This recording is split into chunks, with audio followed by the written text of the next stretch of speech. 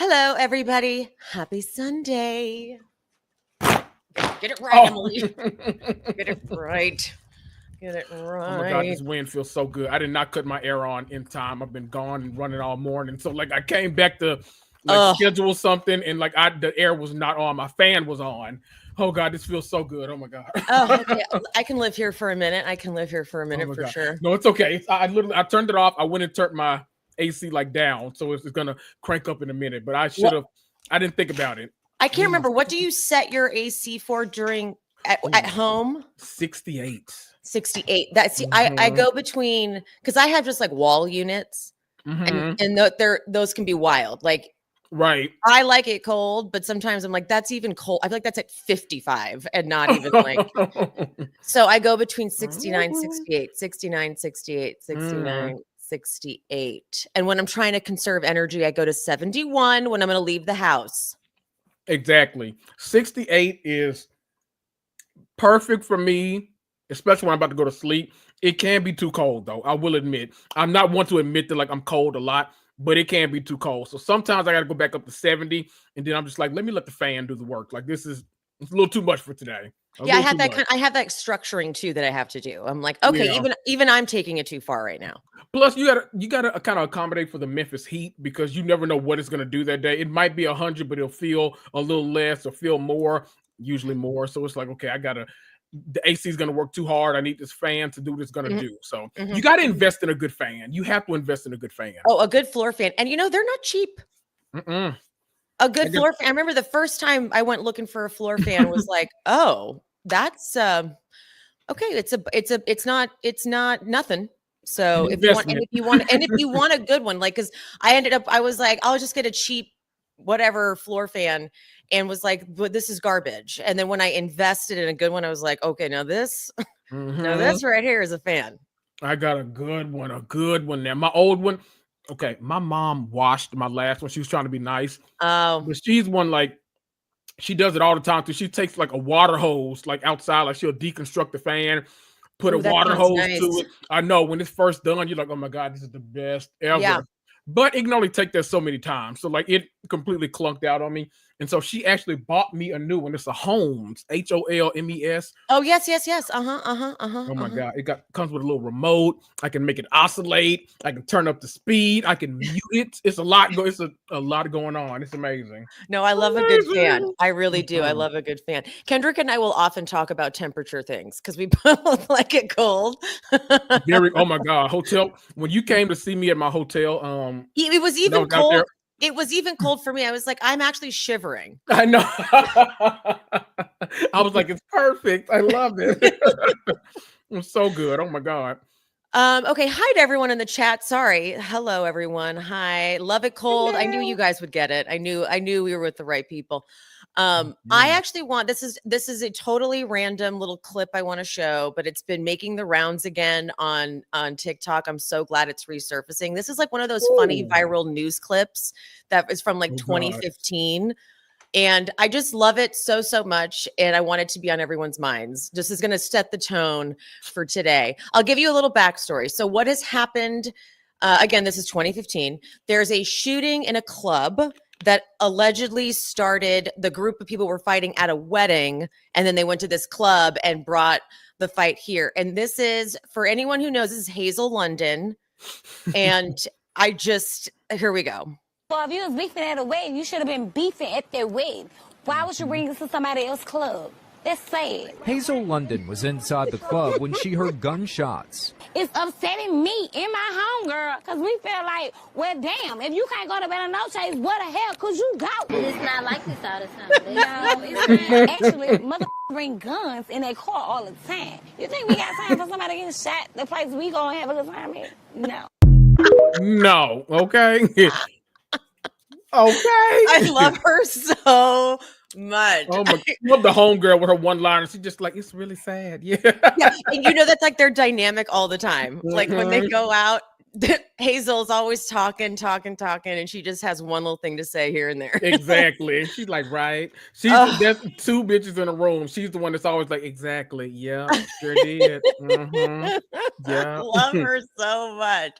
If you can't go to Bella Noches, well, damn, if you can go to Bella Noches, where the hell could you go? Truly. You know, damn. She meant it so exactly. It was what it's and ain't nobody got time for that. It's exactly, it's like up there with that. Like she was so earnest. Like she really meant that. There are certain like old, like viral clips that I will watch every time. My favorite one always, me and my whole family quote it so often, especially like living in this heat. We always say, "Oh, I'm gonna die in this country, mother." We say it all the time because of the guy. Do you know the news reporter guy he's in a like different cities, like reporting live from and the bug flies in his mouth. He's like, oh, "I'm gonna die in this country, mother." I'm like, that is the most relatable. Like, get me the hell out of this. I hate it here. Literally. I love a good like YouTube hole to go down are like funny news clips. I was just about to say, I love like news anchor bloopers. Yes, they are the best. Oh my god, love. So the one that got me like into knowing how funny news clips were. Okay, there was a cop who had confiscated marijuana, and him and his wife ended up turning this marijuana into weed brownies. Oh. And then this cop and his wife ate the weed brownies and got so high they called 911. Oh yes. But that's obviously hilarious. But it's when they cut back to the news anchors because they can't keep it together, and one of them is like laughing off camera, like, "Perla, keep it together." And then I was like, "Wait, does this happen all the time?" Oh yeah, go down. That's a good rabbit hole to go down. I'll just keep you laughing. Yeah, it's the best. I love it. That's a good Sunday there. Okay. Family karma. Speaking of, I'm so mad we don't have cameras going right now for family karma. That is just a crime. Right. All right. So I don't even know. I rarely even check people's stories. Like I check my friends' stories, but I forget to check like celebs stories. Right. You know? But Rishi he just happened to pop up like right after I was looking at. I think I was looking at yours, and he came up right after that, and I was like, "Wait, what is he saying?" So it started with this. Oh, I forgot I have it here. I put it. I prepped us. I know. So Monica posted in her stories a picture of a bunch of condoms. Not opened. At first I thought they were like open. They're just like a bunch of condoms. And it said, and she said, "So done with all the lies." Hold on, I can't even read it. "This isn't the same girl that was blinded by you while filming." Does that mean her? Like, I'm not the same girl? Like, you can't think so. Like that? Okay. And then she says, "Did you think I was that dumb?" And then she tags him. And then she posts in the next slide screenshots, which I'm guessing these are between her and one of the ladies that Rishi was messing with. Or is it Rish? I can't remember. Rish? Both, I think. I think they call him Rish, but I think it is Rishi. "We kissed. He said he was single, wanted to see me today. Good luck." That's what Monica posts. Okay, so I hadn't seen that, but then what I did see was what he had posted first. And he posted, "At Monica and I have not been together for over a month." That's news, right? Yeah, I don't think we knew that they broke it off. Okay. I think we all forgot they were engaged too, though. But anyway. Yeah, I think we were like, I was more shocked that they were engaged. And I was like, well, then that's a disaster. Like, why would they do that? And so I kind of just stopped paying attention to their relationship. Exactly. He says, this is so dramatic. "She entered my apartment unannounced and without my permission while I was traveling out of the country, went through my personal belongings and took out of context photos to post on social media. I never cheated on her and only wanted to give her my absolute best while we were in a relationship. It's unfortunate it didn't work out, and she asked me to not openly talk about us splitting up as she needed time to process. Unfortunately, my kindness was taken advantage of, and she took control of the narrative, which is manipulative, unacceptable, and disgusting." Ooh. And then he posts a picture of, it looks like her family moving her out. He's like, her parents assisted her with moving out of our apartment on 4/21/25, which is depicted in this photo. I've been single ever since. Okay. Okay. Okay. So they broke up. Mm-hmm. But I don't know what he thinks posting that, like, what does posting her moving out of the apartment prove? He's like, see, we've been broken up for a month because that's when I bought the condoms and started making out with other people. That was only after we broke up. See, I got a lot of thoughts about this. I think a lot can be true at once. Number one, I think we all agreed that like they shouldn't have been engaged in the first place, because I think we all saw confusing a ton. Like I think she really wanted to be engaged, and I don't think it mattered who. She felt like she was behind the curve in her culture. She really wanted to be married, and then I think he was clearly did not want to get married, but he didn't want to lose her either. So it almost seemed like a marriage that was just like, okay, well, this will work for both of us. Let's do it. So I think we all were a little like, ugh, in that regard. To me, this feels like a situation where I think they broke up. I don't think they said the words. And I think that's where a lot of manipulation comes in relationships, because I think people will like do stuff like this, like move out, like do these like big steps and stuff. And then someone's like, oh, well, clearly we're not together anymore. But then the other person's like, wait, we are together. And I'm like, where are we with this? So I'm with that. I actually do tend to lean on the fact that he might have been single during this time, but I think that she always thought they were going to come back together. Oh, so I think that's why she's mad about this. She's like, oh, well, clearly there's a lot going on that I don't know about and all this kind of stuff. And I think we just need to bring family karma back so we can explore. I really do. I'm very upset that we don't get to see this play out. Uh-huh. You know what I would even love even more, though? This is like just me being pessimistic, is if all of this was just for the show. Me too. In my mind, I'm like, they're filming right now. Yeah, or she's trying to lure them back to like she's like, this will be a good one. She's like, we're gonna break up, but she's like, I can actually, this could get, because I'm talking about it. We haven't been talking about like current family karma updates at all, and so now here I am. So it's effective. So I would respect her a ton if that's what she was doing. I would not be mad at it at all. And literally all of like the Bravo pages have been posting about her and everything. So like clearly there's a big appetite for this still. I think I don't know. It felt like they never really knew what to do with family karma, and us people that fell in love with it like really paid the price. And so it always felt like it was the cast members doing more promo and more like building up of drama than like Bravo ever did. And that sucks. No, Family Karma and a couple shows on like Summer House, Martha's Vineyard.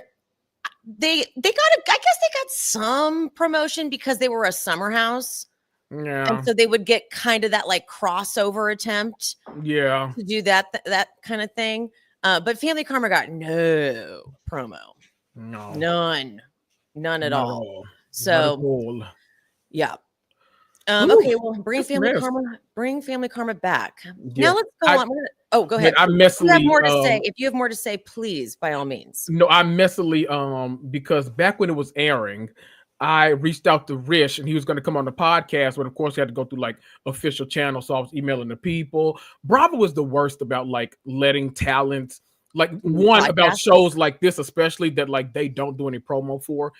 They are so bad about letting them actually like their talent go and promote it themselves. They put so many like holds in place, and I'm like, okay, well, I'm watching it. I'm trying to get other people to watch it. Like, why can't I have this talent on? Like, it's always a lot. But now I'm like, okay, y'all are canceled now. So I'm like, let me reach out to him and see what's going on. Yes. And so I reached back out to him. I was like, see above, because that was our last conversation. It was like at the end of 2022. Has it really been off the air?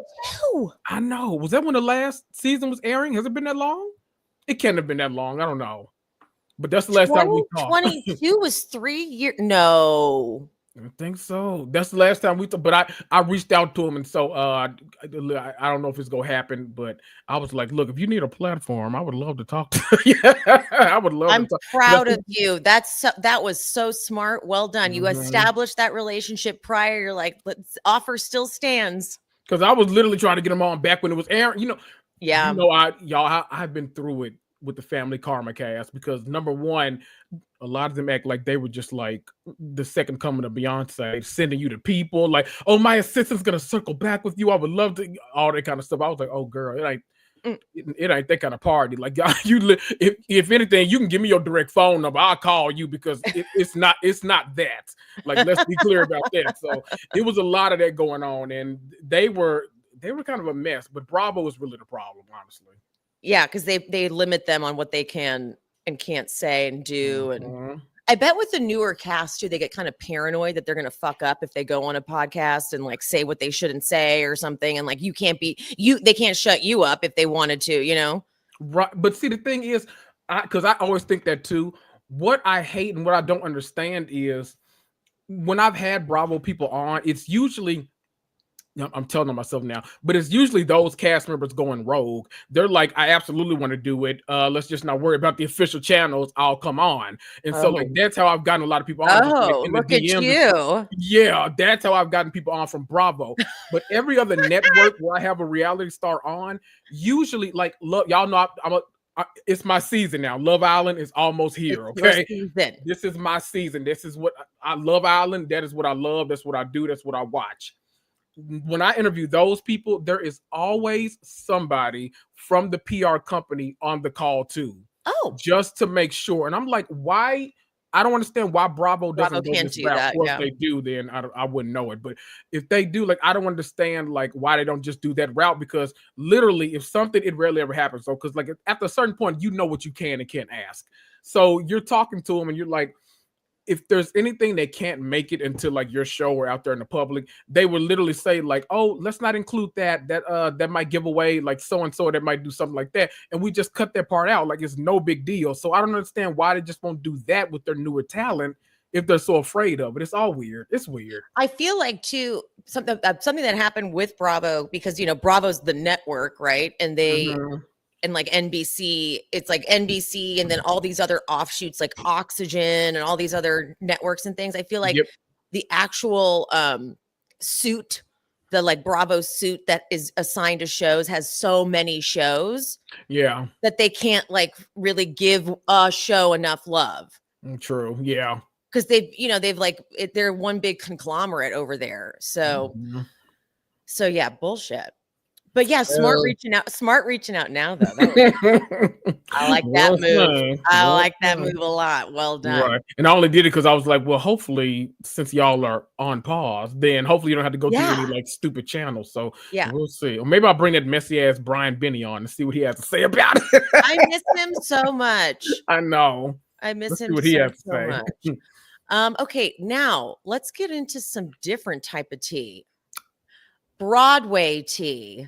Ooh. Miss Patti Lupone. Yes. All right, Miss Patti Lupone. Okay, so this is how it started. She did a piece with the New Yorker. And I gotta say, I skimmed, it's a long piece. And it's like a whole bio on her, how she got started, whatever. But I will say, because she's so angry at everything. Like, as you skim through it, she literally she goes and has lunch with the reporter and turns around and tells a group of two women to shut up. Yeah, exactly. And she's like, we're trying to have a conversation, she says. I'm like, that's insane. Like, this is, I'm like, is this like a cognitive issue that's happening now with Patty? I'm like, is she starting to kind of lose it? Because that's nuts. Like, people were having a conversation and you were going to have a conversation. So you turn around, everybody, everywhere she went. She hates everything about New York. She hates the traffic. She hates everything. So I'm just, something's off. Right. But so Lupone reportedly asked for, this is where it started. This is where the beef at all started with anybody. Lupone reportedly asked for the sound design of Hell's Kitchen to be adjusted because the music would bleed through the shared walls, and sent the sound and stage management team flowers and a thank you note once it was fixed. Lewis, who was one of the stars of it, said she posted a video on Instagram. This is in November, in response, calling Lupone's actions, racially microaggressive and rooted in privilege. Okay. Lupone said of the back and forth in the New Yorker, let's find out how many Broadway shows Keisha Lewis has done because she doesn't know what the fuck she's talking about. She's done 7. I've done 31. Don't call yourself a vet, bitch. Like, she's like, oh my God. Always. And I think they had to correct her, right? Like they said, like, well, actually, she's done Yes, this. the New Yorker noted that Lewis had actually done 10 shows and Lupone 28. Okay, hold on. The New Yorker, or am I? Michael Schulman, the interviewer, mentioned to Lupone that McDonald, who holds the record as the Broadway performer with the most Tony Awards and nominations, gave the video, the Lewis's video, supportive emojis. Then Pattie said, and I thought, you should know better. That's typical of Audra. She's not a friend. Well, then Audra, you know, this is also the example of privilege. Audra then goes on and does an interview with Gayle King and is asked about it. And she says, if there's a rift between us, I don't know what it is. That's something you'd have to ask Pattie about. Because what if she got really nasty too? It's a whole different story when Audra does it. Well, so of course, you know, Pattie never apologizes. That's her thing. She's like, I've been saying it like it is forever. Well, guess what? The bitch had to apologize.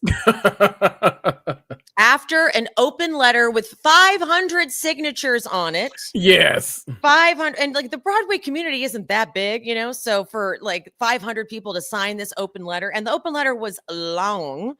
And the open letter was like, recently, Patti Lupone made deeply inappropriate and unacceptable public comments about 2 of Broadway's most respected and beloved artists. And it goes on and on about how we need to hold people accountable, even the ones who bring fame and have a name behind them. Yes. So Miss Pattie, here she says, for as long as I have worked in the theater, I have spoken my mind and never apologized. That is changing today. I am deeply sorry for the words I used during the New Yorker interview, particularly about Keisha Lewis, which were demeaning and disrespectful. I regret my flippant and emotional responses during this interview, which were inappropriate, and I am devastated that my behavior has offended others and has run counter to what we hold dear in this community. I hope to have the chance to speak to Audra and Keisha personally to offer my sincere apologies. I wholeheartedly agree with everything that was written in the open letter and shared yesterday. From middle school drama clubs to professional stages, theater has always been about lifting each other up and welcoming those who feel they don't belong anywhere else. I made a mistake. I take full responsibility for it, and I am committed to making this right. Our entire theater community deserves better. I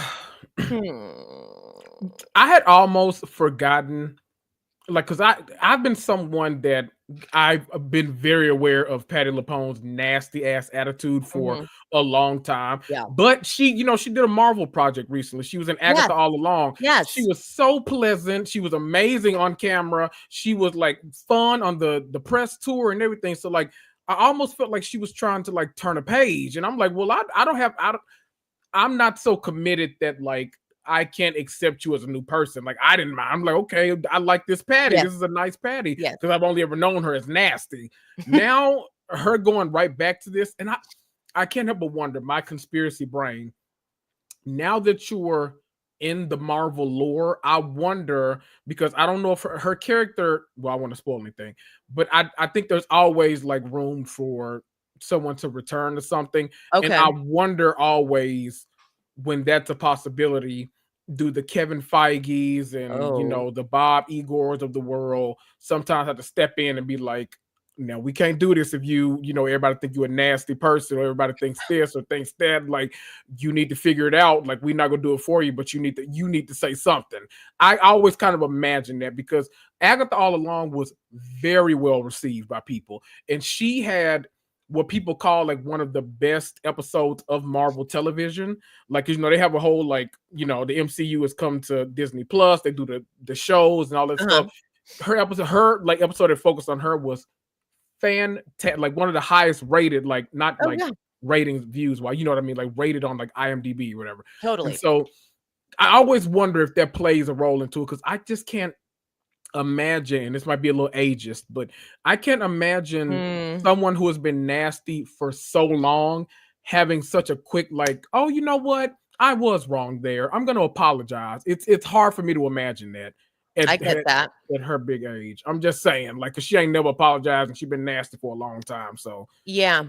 No, I can totally see that. It also was it felt very void of the messages that she should have really heard, which is you're a white woman who has been so lucky that you can go around and bash everything around you and just nothing happens. But this kind of behavior just could not happen if she was a black woman or any kind of woman of color, period. Yeah, truly. And so I just feel like she's missing that. I genuinely am wondering if this, like, she's losing it. Because sometimes when she's in interviews, it's like she looks confused a little bit. Like when she starts getting mad, like I'm like, this is, something's going on here, which isn't, I'm not trying to be shady. Right. It doesn't sound like I'm just, because she is getting older. And this interview, like the New Yorker one, as I was skimming it, I'm like, she hates everything. Truly.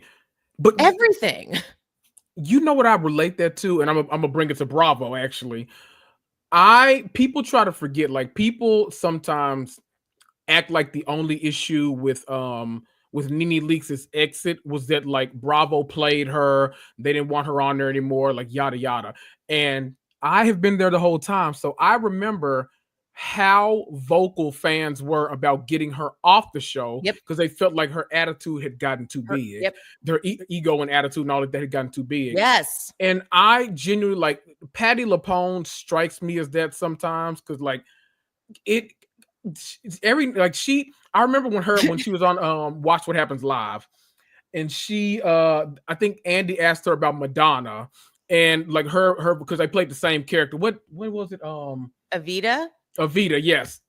They played the same character. And I mean, she just, like, it's wild to say that nasty of things about Madonna, who, like, playing the same part. Like, I can imagine just like, oh, it wasn't for me or something like that. It just seems like she's been rewarded for so long for like not having, I was gonna say not having media training, but yes, for being mean. Like, that's the baseline way to say it, just for being a nasty person. So it almost feels like she's getting to that Nene Leakes point where it's like, you know what? I think we're good. We got a lot of talent on Broadway. I think we go over here instead. I think we're good over there. And I'm gonna say something real fucking shady, and I don't even care. Love it. Almost every time I hear Patti Lupone singing live, she sounds horrible. Oh. I don't want to out who I was venting about this with, because I don't, it's public. People are going to get mad at me probably for saying anything about Patti. But we sent each other some clips of Patti back and forth a few times. Like, she just sounds terrible. Yeah. Period. Like, she doesn't even sound good anymore.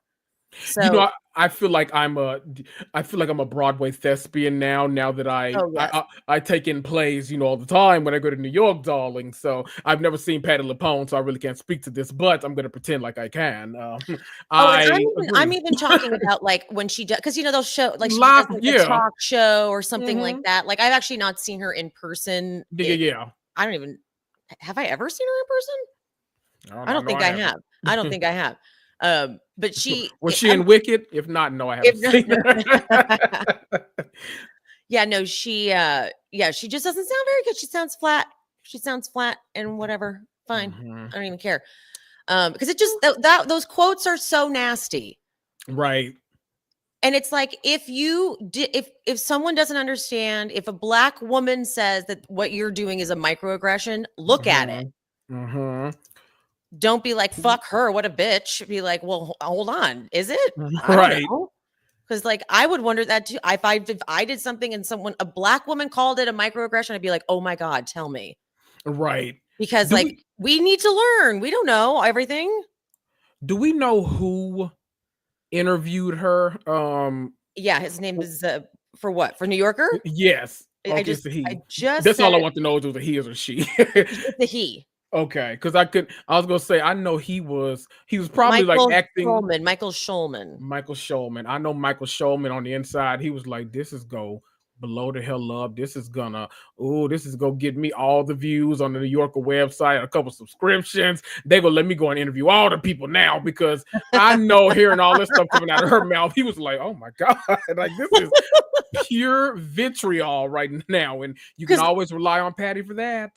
Because it is a long ass article. Like if you look at, you're like, I did not realize, because all we saw was the one little section. Yes. And I was like, oh, it is a big ass article, and that one little part right there. That's all it took. Yep. That's all it took. Yep. Because and a whole open letter was penned. Like, who hates Audra McDonald? Like, honestly, like, how do you have beef with Audra McDonald? Like, really? For real, though. Really? For real, though. Okay, because Audra McDonald is so good, even in Gilded Age. Oh my God. She's so good. Like Our she just like dynamic. Like she just embodies the character. I am like, oh, she is really, we are there. We are back in that time zone. Oh, she's so good. And she doesn't have a huge role. She's not like a main cat, but she's so good. She just goes there. She transforms. Shout out to all the Gildy girlies in the comments. I don't know if there are any, but shout out to y'all if there are. Kendrick and I will be covering this coming season of Gilded Age here on Sundays, because he got me into the show, and it's starting up again. And I got bad information when I was looking up Gilded Age. We already, you know what I thought. I thought that it was slated for 3 seasons and that was it.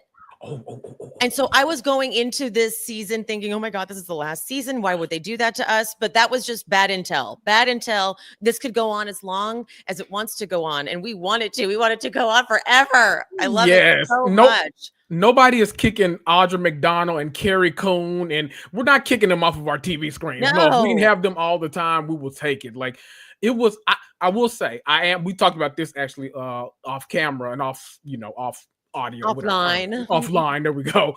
But when it first started, it used to come on Mondays, and I thought that was the perfect thing because, like, Sundays sometimes are so loaded. It's like, oh my God, this is like, I got to watch everything. I got to talk about this and the Housewives and all, and it's so much. It coming on a Monday felt so good to me because, like, it was after a long day of work.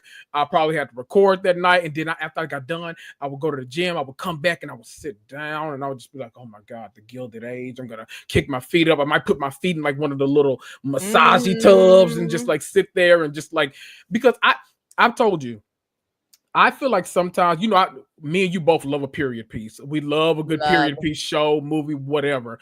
Some of them sometimes can come across so hoity-toity that it feels like they make it like purposely hard to follow and understand. Yep. The Gilded Age is like, I don't want to say easy because like I feel like that cheapens it, but it's just so it's a great follow, and it's just like it's so more about society than anything else. That it's just like, oh, this is so good to luxuriate in. You just like, I love it. Everybody plays their part so good, so good. Yes. So we will definitely be covering it. And I have been toying with the idea of getting costumes. So stay tuned.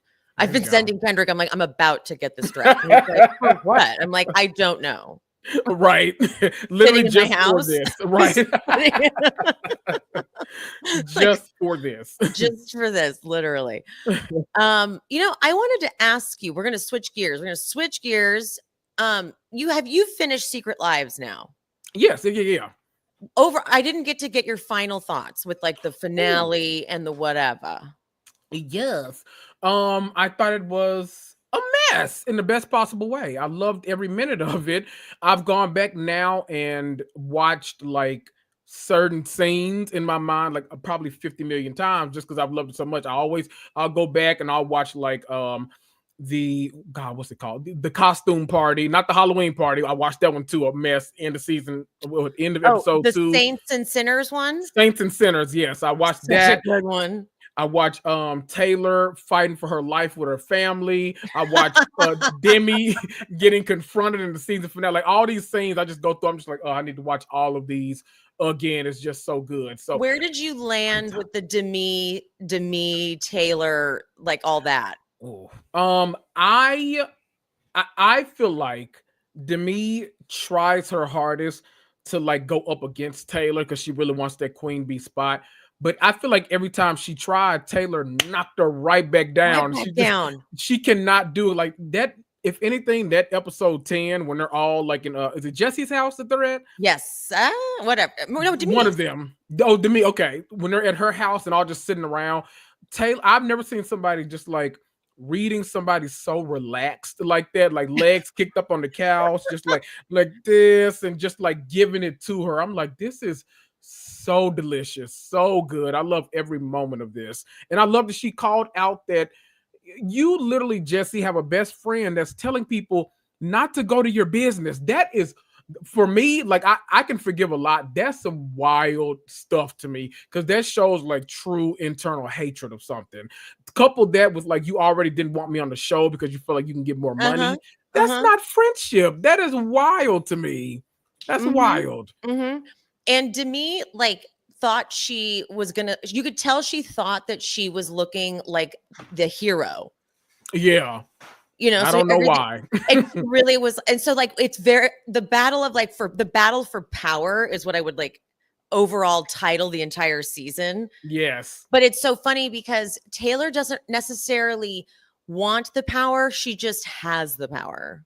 She just naturally shows up in that role. It's just kind of like the person that's always like, no matter what they try to do, they're always just the nucleus for whatever reason. It's different. Like we've seen a lot of like housewife shows, for instance, where Bravo or someone will try to position someone as the lead, but we all naturally gravitate towards someone else. And it just, that's what it is. Like, but in this situation, she's one that like she was positioned that way.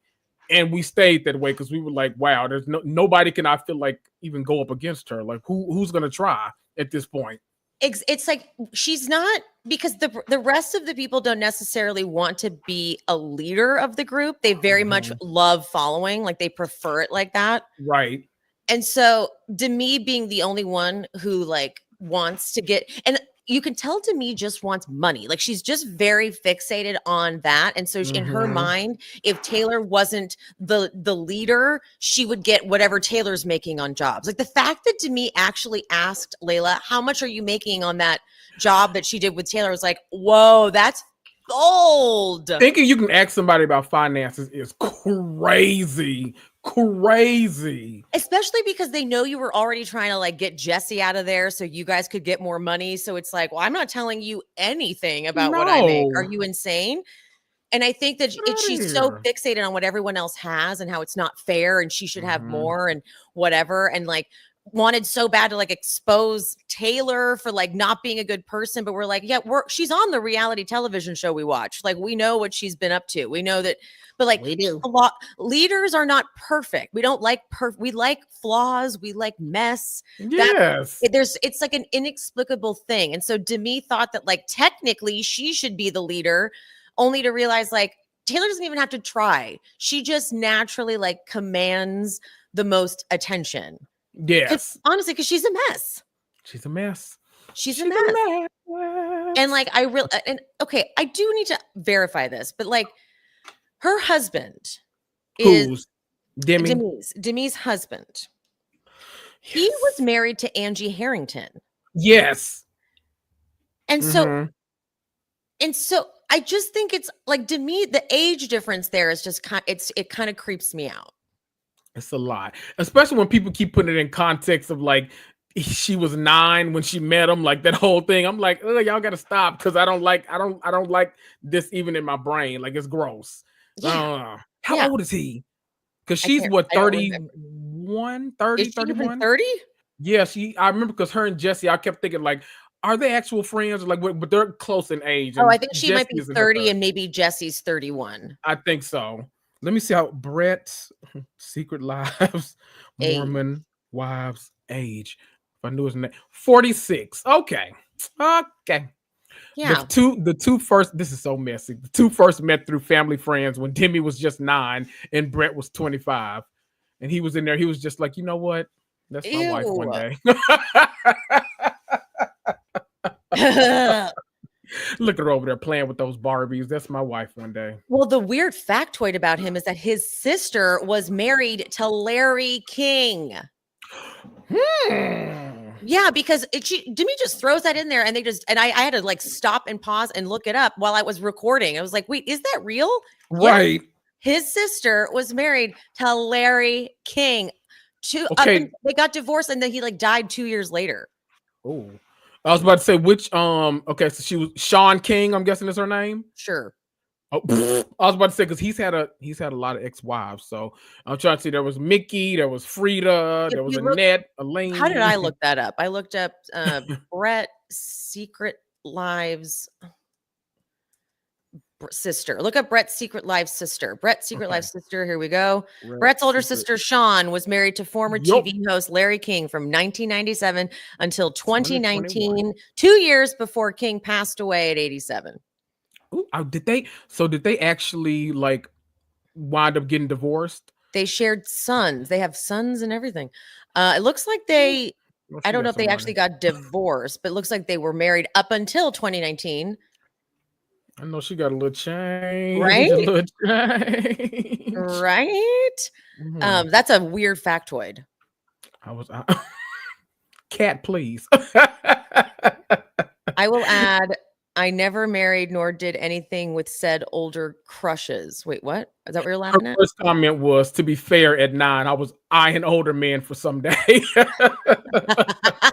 Cat. You know what? It's okay for you to do it, but for the 25-year-old to look back, that's a problem. Exactly. So it's okay. But yeah, no, I'm excited. I'm thrilled that we probably will be getting the next little phase of the show soon-ish. Like I know that they're filming now. They're probably filming enough to like add, because they already had content. They'd already filmed something. A lot of it too, yeah. Yeah. That looked like it was ready to go, but now they obviously wanted to do like follow-ups. They've been actively filming, and I feel like they actually turn shit out. And I thought about this a lot. Maybe I said this here, I don't remember. But the reason why they can flip shows and get them on the air so fast whenever they want is because they don't have to worry about programming. Yeah, exactly. So like when I get mad at Bravo, I'm like, yeah, but I guess that they're like, well, this is when we sold the show. Like the show has ads that are going to run, and these are when the sponsors bought that for those spots. And so it has to run at this time because that's when it runs with this too. As we're like Hulu, they can do whatever the hell they want. It's just streaming. Exactly. Because doesn't interrupt anything. Throw anything in there. They literally with them too, like I think about Dubai, because I remember that was one of the reasons why they already have like so many issues like with filming over there, like the logistics and stuff like that, because they had to get approval for what airs and like all that kind of stuff. Yeah. But then the other thing was, I remember Chanel Ion, because fans kept asking her like, when is it coming back? She was like, I don't know. She said they don't have it, like they can't figure out where to put it like in the actual schedule. Oh yeah. And so that's why I remember like she said that like at the beginning of the year, and then like way later in June, she's like, oh, they got a spot for us. I'm like, that's crazy that y'all have been done filming for like a year now, and y'all still don't have a spot to actually go. And now they're gonna have a new Housewives. Like, how are they ever gonna fit anything in? Like, They're weird. I don't know. I don't know. Well, actually, speaking of wait, don't move from Secret Lives yet. Did you see the TikTok where Whitney's like, I start dressing like a European mammy or whatever did you see that? No. People were like calling around in the comments, because you know she's wild. She will do all this dancing and stuff like that, but the caption on the video was something like, when you start dressing like a European mammy. And people were like, do you know what that word means? Like, what are you talking about? It's her like dancing in a hall. Did she delete it? No, I think it's been up for like days. Hold on, let me look it up. Hold on. Whitney. Yeah. Let's see. Whitney. Okay. She might have deleted it for the record, just because enough people gave her shit. What was she doing in it? Just dancing in the hall. You know, she dresses like a pilgrim to me. So like, look for something pilgrim-esque. Slowly turning into a European mammy. Yeah. And the comments, let's see. Great song choice, though. I do love this song. Mammy is literally Scott. Oh, people in the comments. It obviously upset people, but by the time I'm looking at it, people have already commented in defense, saying like, "Mammy is literally Scottish slang for mum. My daughter actually calls her grand mammy to confuse everyone." Just a heads up for all the comments about saying this is a racial slur. It might be worth doing some research before posting. The word mammy became a racial slur as early as the 1800s in the U.S., tied to deeply offensive Okay, whatever. It's a lot like that. Yeah. Oh, and then, but there's also Sai. I'm black and didn't look at it like this as I didn't look at this as racist. Okay, so she's kept it up because it's like mixed reviews. Yeah, and it's getting viewed a lot because people are sharing and all that kind of stuff, saying "look at her" and all that kind of stuff. So she's a mom talker. She has no reason to delete anything problematic or good or otherwise. Right. Okay, well that makes sense because it's Whitney. And she's problematic. All right, now let's talk about another. Thank you, Ivans. He gave us compliments and gave us money. Thank you, Ivans. Oh, damn it, sorry I missed it. Thank you, Ivans. Oh, thank you so much. Okay, Leah McSweeney. Oh God. Now I have purposely avoided like even looking into anything she's doing because I'm like I could not care less. Exactly. But I just need to. This woman is.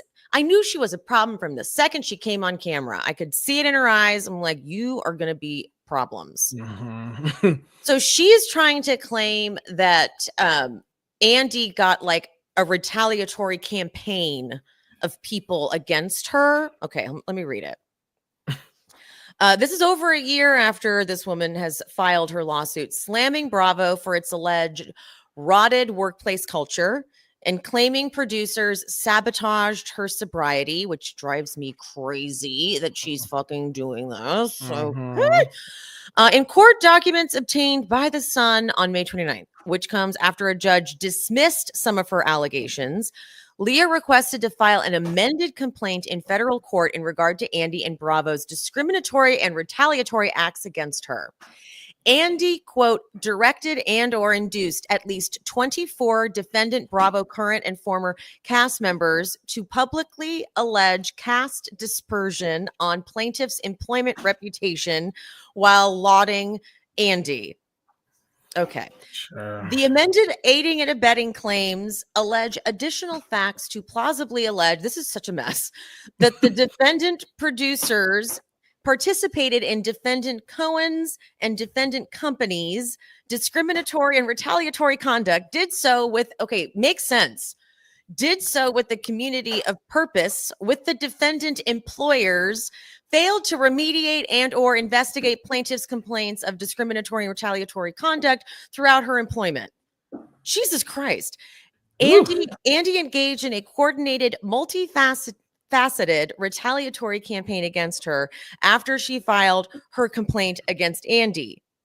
Okay, how?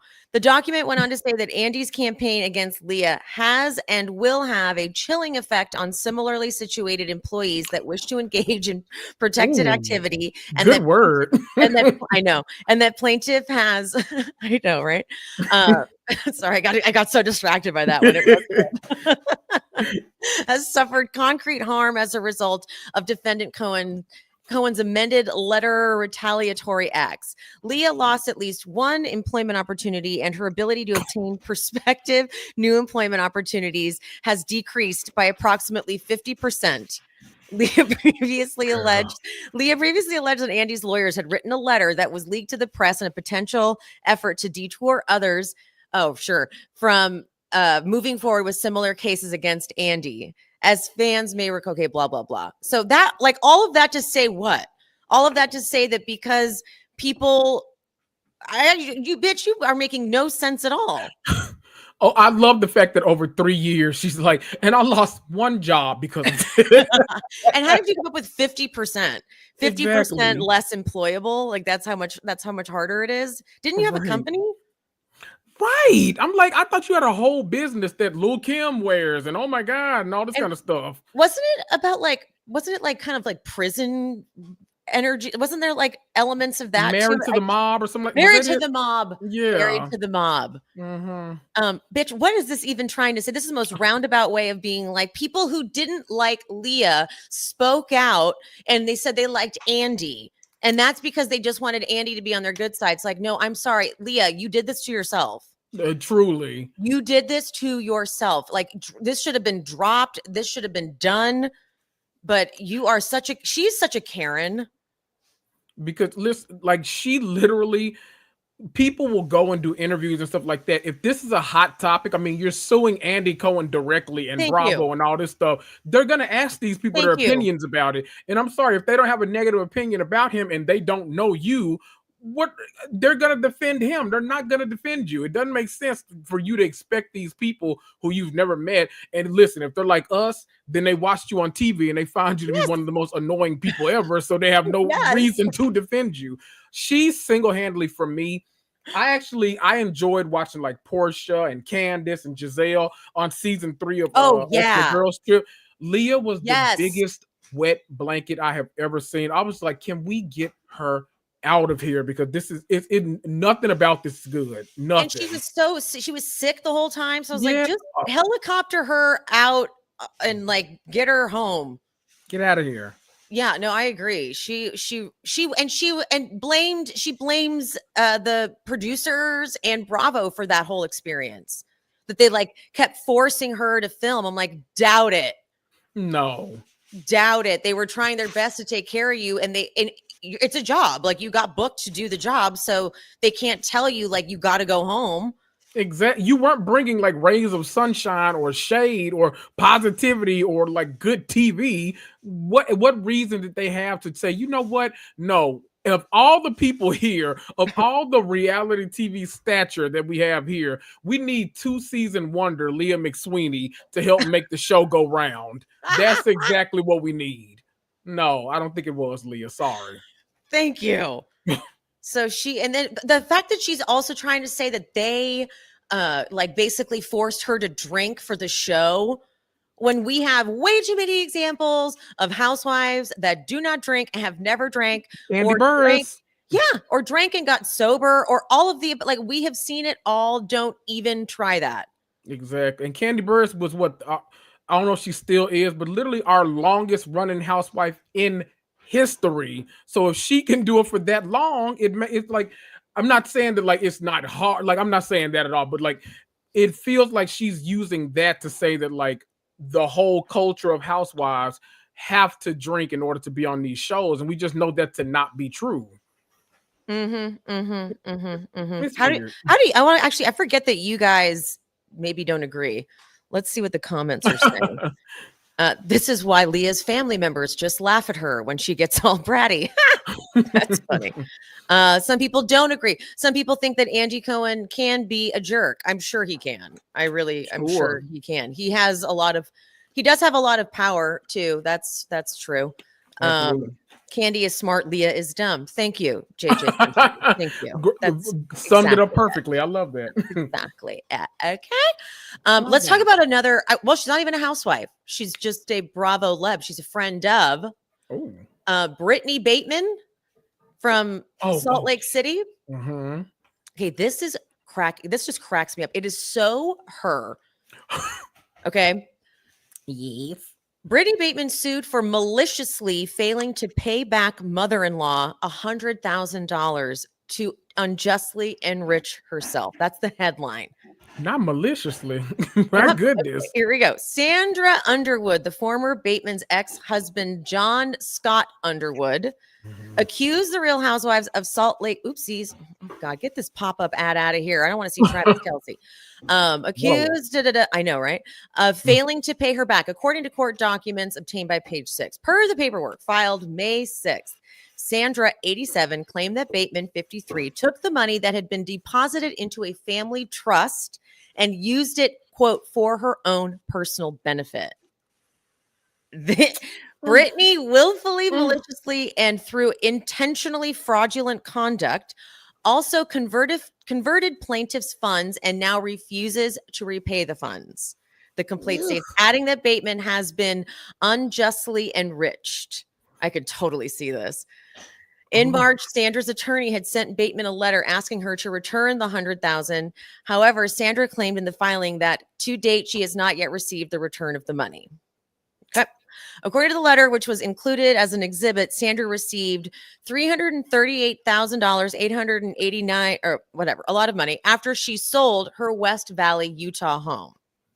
Oh dear. Shortly after, and allegedly at the urging of Brittany, Sandra deposited $100,000 into the trust with the understanding that she could request it to be withdrawn at any time and that it would be returned without any objection. The trust, titled Integrity Trust, was created in 2019 by Bateman's dad, Oh, okay. So her dad, Melvin Merrill. Oh, so her dad, right? Oh, no. Her ex-husband's dad. Bateman. Oh yeah, I guess so. Yeah. Okay. Yes, right. That's correct. As the settler, while she and her mom, Kathy, were designated as trustees. Kathy passed away years ago, according to the letter, and John was named as the successor. No, that's Brittany. No, that's them, right? I'm trying to. Martin, I guess is her.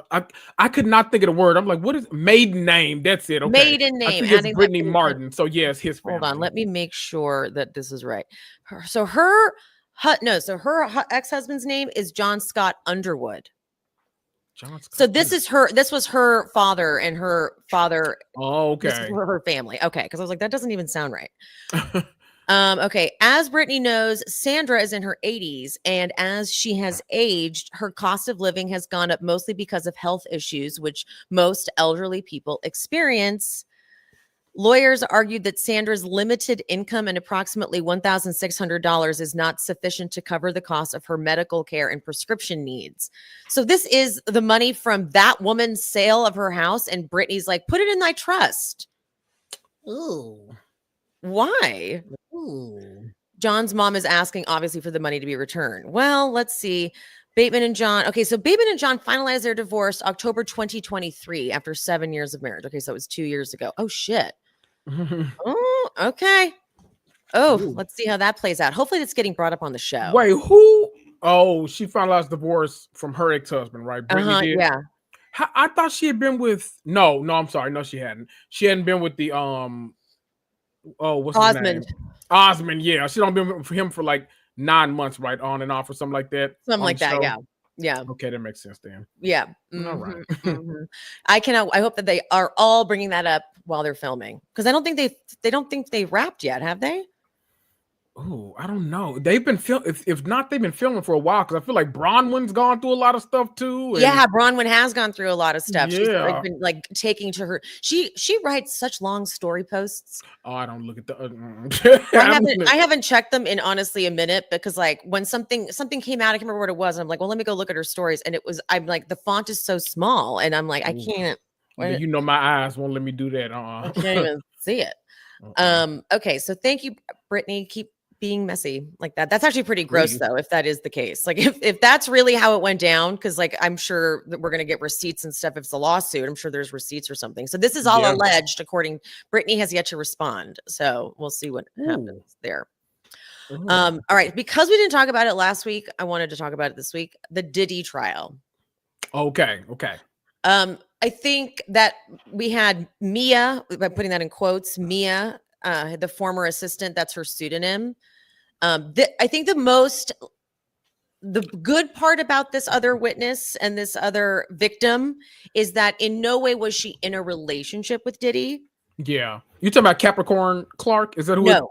Capricorn Clark one. was another one. Capricorn Clark was another person. Okay. Capricorn Clark's another former assistant. Mia was the one she's completely anonymous. Like they didn't even they didn't even illustrate a face on her. It was just like a faceless blonde person.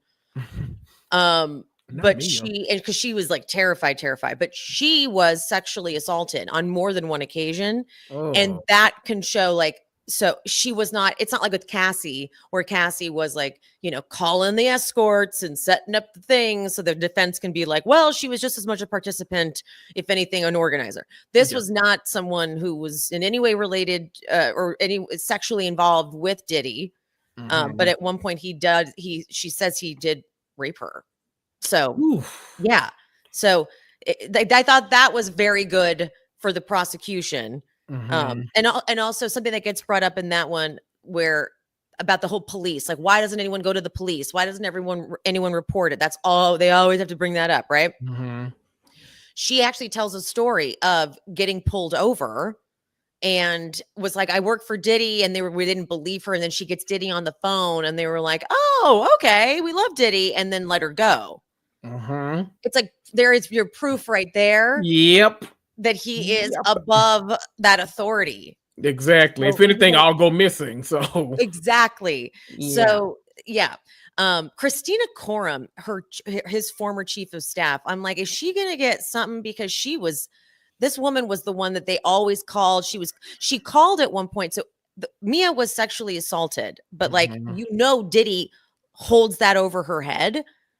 Like she wanted it, right? And so at one point when Mia was trying to like protect Cassie and not let Cassie go back over to Diddy, Christina Coram, chief of staff, was calling and threatening and said, I'll tell Cassie everything. Meaning like the sexual assault, like I'll tell them that you and Diddy got together, when she's like, are you, but that is so painting the whole picture here of the RICO, because there's also part of the RICO charge is forced labor. And so this woman got to speak to, I worked 5 days straight, did not sleep. My hearing started to go because like, it's true. When you don't get enough sleep, you can't like it. I feel it in my ears too, but like 5 days straight being up. And so that's also part of the big overall RICO whatever charge that everyone's kind of like, this isn't a RICO case. It's like, I also think what's sick too about what Diddy did, like the way he ran his businesses, we watch it on Making the Band. Right.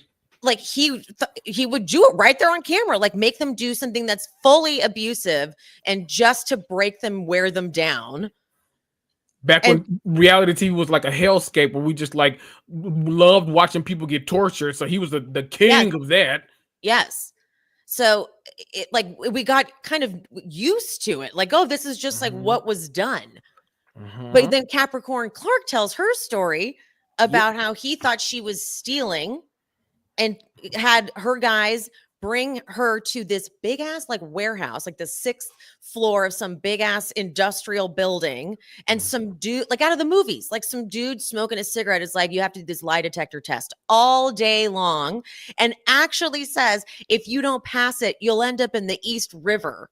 Jeez. Like who fucking talks like that? This is her job. This was a real thing.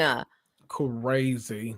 Yeah. They're doing a great job prosecution, because I've been critical of some of the things that they've done, because I think they've lost the plot a few times in this trial, but they're doing a great picture. For those that don't know, with RICO, there's a lot of things that like can go to be proven a RICO case, but you only have to prove 2 things of the is it 6 or 7 things that make up? I don't remember. RICO I think like 6 maybe, but you only have to prove 2 of those things in order to get like sentenced for racketeering. And they've done a good job of like basically walking their way down all 6 items. They're like, nope, we gonna prove all this. Like if we can't prove number 1, we going to number 2. We can't do number 2, 3, 4, 5, and 6, bitch. Okay, so they're doing a good job of that. At least I'll give it to them.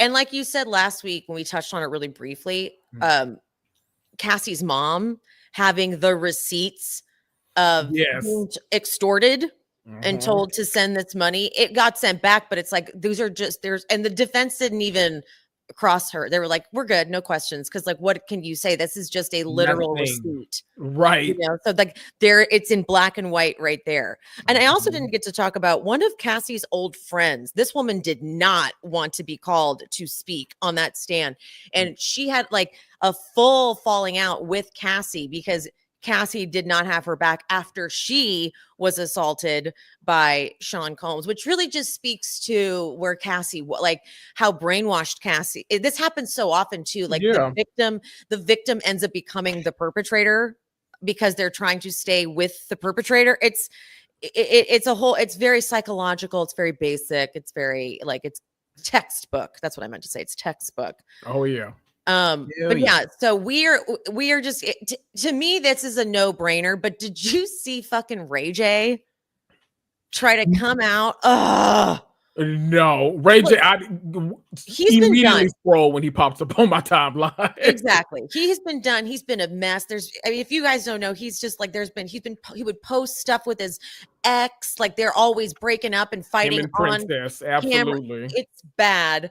So he's been done for the longest time, but he went on, and I think it was TMZ. Yeah, because TMZ, of course, TMZ is what's his face, Harvey and what's his name? The dang lawyer. I'm so sorry. Garagos, Mark Garagos. They have a whole podcast together. Oh, I know. It's very interesting. But like Harvey loves having like Nancy Grace on to like fight with people. Like he loves it. And so Ray J comes on and Ray J is like, oh my God, I'm just so starstruck. I love Nancy Grace. And Nancy doesn't fall for it for a second. She's like, okay, but you said that you think that Diddy he'll be found not guilty. And he's like, yeah, it's not RICO. It's just like, yeah, I mean, maybe he was abusive, whatever. Just totally just backing up Diddy. No. Nah. You know what I think is a huge possibility of happening, though? I feel like I know what you're going to say. I absolutely think, because I'll tell you why, and y'all know what I'm about to say too. I think the fact that far right people have now like taken up the cause of like, oh my God, you know, Tory Lanez, he needs to be freed, and Megan, she's a liar, like all this kind of stuff. I think they're using that to soft launch the fact that Trump is going to pardon his old friend, his dear old friend Diddy at some point. I think if Diddy's in my mind definitely going to get found guilty. I doubt he does much time. Oh, and I actually got like panic when I thought of that, because I saw that Trump was like, I mean, I haven't even thought about it before. You know, maybe I'm scared. Clearly he's thought about it a lot. Every single person who spoke out, Cassie, they're not safe. You're right. But like Trump he so doesn't give a shit. He's like, Andrew Tate, come on back. Did he? Yeah. It's like who's now in jail now, right? Because in the UK, I don't. Yeah. But isn't he here? Andrew Tate. Yeah. Oh, I don't know. Is he still here? I thought so. Ugh. I know they said he got arrested or charged. I don't know if he got arrested or charged. Oh, charged. Okay. So I don't know. Maybe they trying to extradite his ass, I guess. I don't know. That's the first thing I thought was, I'm like, well, leave it to us. Here we are. Come get him, housing all the rapists and sexual assaulters. On the wrong side of history. What the fuck, man? Yeah. So I'm scared for that prospect. I really am. I hope that does not happen. Oof. There's going to be a lot of retaliation, and there are going to be a lot of people, because if all of this stuff, if the past, like, well, if American history has taught us nothing, it's that men are always going to defend other terrible ass men. And so I think that he's going to, if he gets pardoned, I'm not going to manifest that he does. If he gets pardoned, I think that there are going to be a lot of people that are going to come to his aid, his rescue. We've been hearing from rappers and all this stuff about, like, we hear a lot. So I think that it's going to be easy for him to get back in a position of power, because I have to imagine a lot of his money has been dwindled up at this point, but I don't know. I feel like he's going to get right back in a position of power, and he's going to start going out for revenge for people daring to speak up against him and getting off on a RICO because the president pardoned you. He's going to feel invincible. So he's going to absolutely do whatever he wants to do. That's what's even scarier. I want to call out someone. I want us all to yell at this person. Mademoiselle H decided to say Tina Turner left Ike Turner with 36 cents. Cassie is no victim, just an opportunist. Now, you see, I usually miss comments like this when I'm recording because I have them covered, but I caught that and I don't accept that at all. So if you want to come in here and say shit like that again, you'll be banned, because that's not fucking cool at all. Boo. Everyone boo. Boo. That's not the boos. Oh, you're going to get booed. I don't like that at all. Absolutely not. Thanks, guys. We're going to move on now because that pissed me off. But because we're going to move on to something that I can speak to with facts, actually, because Sherri Papini. Ooh, boy, I took notes. I did too. You had to, because she. All right. Here's what people in the chat booing. Boo. Boo. Get her. Boo. Okay. Sherri Papini's, it starts off very uncomfortable because she's like sitting in the chair and like doing weird stuff. And then she's like, this is going to be a weird one, guys. That's what, as soon as shoes on either. I text you right away. I was like, oh, I just started and she's already a mess. She's a whole disaster of a person. So apparently this is what she's been diagnosed with. Okay. Self-defeating personality disorder. And I'm not taking away that this is an actual diagnosis. I'm really not. But basically, she lies because she kind of rewrites things in her head. So what she'll do, I guess they have a history of getting into relationships where they're not fulfilled, but then they create a second life to get their needs met. So, okay, cool, got that.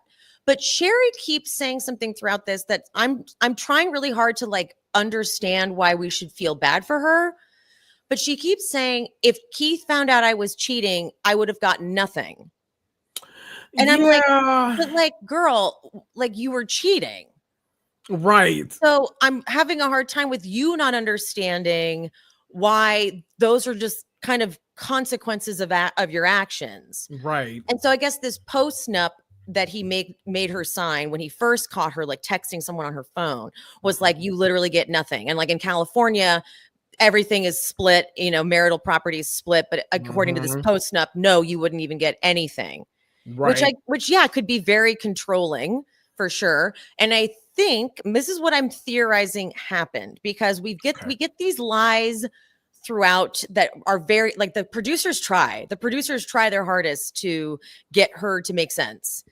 But when her version is she was having an affair, an emotional affair with James, and then James started getting kind of weird.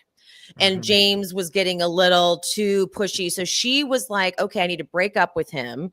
But then he was like threatening to tell Keith. So she's like, just come up here to Reading. And she was going to break up with him then. And then, but then her story, this is where it gets kind of weird, because she's like, so then I'm on a jog and I see a car pull up and he backs up. And the next thing I know, I'm getting pulled in the car. And I'm like, hold on. You knew he was coming. Right. You said that yourself. So and this is where they can't get her to jog this memory. They can't get her to figure out what it was, because what they catch her doing is first she says she dropped her phone. Yes. When I was abducted, I dropped my phone, but then I don't remember how I got in the car. However, the producer's like, well, hold on. Right. You said very clearly that you put the phone down and pulled a piece of your hair out and left it there for Keith to find. As a clue, because, everyone's going to pick up on that. But then, so the producer's like, well, no, hold on. Like, let's clarify this. And they like read her what she said. And she goes, so like, did you drop it? And she goes, oh, during captivity, James told me they found my phone. So I knew he found the phone. And they go, I'm not sure I understand. So there was elaboration around it. And what was that word you used? Embellishment. But it was my first attempt to say I was in trouble. Girl. What? None of it made sense. So it was to drop your phone or not. That's what we're trying to. And so her not being able to get into the vehicle, even her own mom and her own psychiatrist guy say that it was not a kidnapping abduction. Her psychologist is like, I think she was going to go have sex with him in a motel. And then because it does to me make sense that because it makes more sense to me that James did the torturing of her from a bad place than it does from him just wanting to be a good friend. You know, because like that part is very confusing and it is weird. Yeah. But I think that Sherri, because then when she says that she convinced him to let her go by saying she would never tell anyone what happened, I'm like, that's real weak to me. Like this guy. So and also with the branding, she's like, of course I didn't want to be branded, but she did tell him that she used to do like Christmas gifts and would use that branding iron to put like a letter, like to stamp a letter on like a piece of wood for a coaster or something. And so she probably like kind of gave him somewhat of an idea of something. Right. And so, because then they're like, why did you say 2 Hispanic women then? Like when you got picked up, and she and she goes, because James's mother was Hispanic. And so I was trying to alert them to James without alerting them to James. Girl. And then at the fucking end, James's mom wasn't even Hispanic. She was Irish. Was she Irish? She was, and she goes, oh, well, I mean, I met her 2 times, so. But you felt strong enough to implicate her, quote unquote, and another Hispanic woman in the process. That's why I can find nothing. Once we start off like that, where you feel comfortable enough to, like, number one, pull off a hoax, but number two, to blame it on two people of a different race. To me, that speaks way more volume than anything else in this. And I'm like, okay, nope. And then, not going with it. When she is in prison, her like made for TV movie comes out. And it's like she's racist and was like 2 Hispanic women and this like clear, like, was she still in prison? I couldn't tell if this woman was still like incarcerated or not because of what she was wearing. I couldn't tell. Given halfway house, maybe. It's what it kind of felt like. Something like that. Yeah. So she was like so proud of the fact that Sherri like convinced all of them and they are all like able to tell the truth about people because that's what it is. That's what it's like in prison. And she's not really racist again, whatever. And I'm like, I think that she's just a liar. Yeah. I feel like even with her like therapist that she's been working with, I feel like she's even just like lying to them. Right. I don't think she can really help the lying because it does when you guys, this fucking reenactment, the producers were trying to get her to do like exposure therapy to like I've never rolled my eyes so much in my life. And the way this woman, she was on doing the jog and they reenacted the car backing up and she just couldn't. I can't get there, you guys. I don't know what it is. And then her therapist is like, well, because she can't remember it and she could just make it up. I'm like, what are you talking about, dude? She could just make it up. You just said yourself that it wasn't a kidnapping. Right. You just said yourself that she probably got in the car voluntarily. Ooh. Hello. So much about this. The part when how did you feel about the quote unquote hidden audio part? Oh, because good question. Because yes, it was like, this isn't that crazy. Thank you, because I almost felt like I was on the wrong side of history. I'm like, why does this feel like normal conversation? Like this all feels like good advice almost that he's giving her. Like, I don't know. Like, you know what happened, right, girl? You know what you did. Like, she's like, and he was just so angry. And I'm thinking, yeah, because like you did a lot. Like you did something pretty fucking crazy. And then she's like, so I recorded him. And then it starts, and I'm like, I mean, this isn't. This is what we're. This is a recording. Like he's like, we don't want to make this a messy divorce now. And I'm like, no, you don't. Like that sounds. We don't want to go to that place. Yeah, that sounds kind of logical to me. And she made it seem like. She keeps being like, if he knew I was cheating, I would have gotten nothing. I'm like, why the fuck were you cheating? God damn it. Right. She wants us to like skip over this huge thing and like land at like the consequence. And it's like, excuse me, something else is going on here. Like, can we talk about that first? And like, I'm sure Keith sucked. I'm sure all of that. Like, I'm sure, she's like saying all this stuff about Keith and how he was cold to her and whatever. But like, I'm sorry, what you did. Oh, wait. And also the part, because remember how Keith said, and I brought it up last week, the thing about the putting the bag of rubbing alcohol like around their whatever. She's like, all I did was I took essential oils and put them around their neck. I don't know if I buy it. No. Because there's also like a billion ways to do that doesn't need to be like tied in a bag around their neck. Right. You could do, there's like, there's you do like a humidifier that has the essential oils in it. You could do, I just like, it just seems like a very, woo woo, whatever essential oils, but I'm just like, I don't know. I'm gonna be honest, nothing about any part of all 4 parts of this move me in a different direction. I still, I felt the exact same. And you know what? It all got summed up perfectly at the very, very, very, very, very end when she was like, do you think all this is going to make me come across as worse than it like was originally? And I honestly was waiting for the producer to say, yep. They just cut. Yep. Right. They just cut out. I was like, that's perfect. That's a perfect way to end this. Like, wait, did I just make a huge mistake? Honestly, yeah, because none of us understand. No.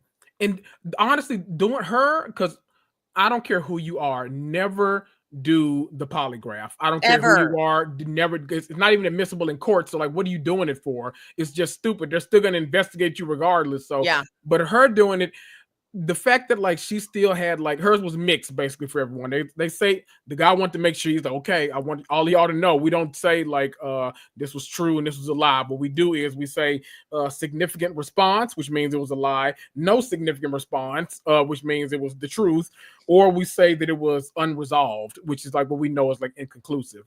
And so he's going through and he's like, I want you to know these questions. I absolutely believe. It was so dramatic. Like, I absolutely believe you. And she's like, okay, yeah, okay. And then he gets to the other. He's like, yeah, but these these over here. And then I make sure to highlight the fact that James took a polygraph too and passed every single question that they asked him. Yes, but that I do like. I still am like, that whole guy, that he kind of freaks me out. Like, I'm sorry, I still am like the polygrapher, the polygraph. No, not that guy. Yeah, but James. Oh, James. Yeah. James Reyes. I like really have a hard time because if someone contacts, I wonder if he has like a mental disability. I wonder a lot about him because I just realized that because like sometimes maybe it's like he's taking it so literal, like if I called you and was like, Kendrick, I need to come over. You need to keep me in the back bedroom and board up the windows with actual boards. I need it pitch black. No one can see inside. And then I need you to hit hockey pucks off my body. I will be getting visual bruises on my body. And then you're going to hold a hockey stick up and I'm going to run into him. I'm going to break my nose. None of this is going to make you alarmed. Right. You want me to do what? The fact that you're even asking that. I'm not going to do it. I'm sorry. So I just feel like something's the matter with him. With James. And also I thought it was crazy that the cops and the FBI were like, nothing wrong with this guy. But also, doesn't that make you feel too like, because they went through like tons of text messages and like all this stuff. It makes me think that like, at least the way the text messages came across, that everything he was saying was a lot more credible than her. Because it seemed she constantly took a turn and lied. She never ever came true. Mm-hmm. They were showing. And then also something she says that doesn't make sense. She's like, I was trying to lead them to James. However, when they showed her the photo, they're like, this is the coffee table you described. And she's like, no, it's close, but it's not that one. And you're like, it's literally that one. Literally. She was trying so hard to get out of it. And then if they had found out it was James, at any point, if Sherri had gone, okay, thank God, I can finally be honest about this then. James and I get that you were scared of losing your kids because you didn't want him to find out, you didn't want your husband to find out you were having the affair.